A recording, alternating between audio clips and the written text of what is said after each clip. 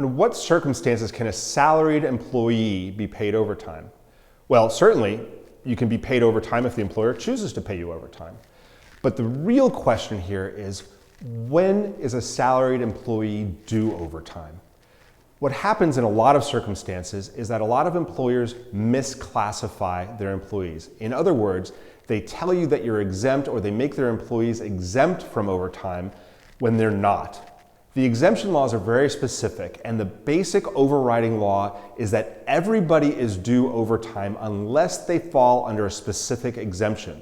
And if you don't fall under that specific exemption, whenever you work overtime, you are due that overtime pay, even if your employer says you're a salaried employee.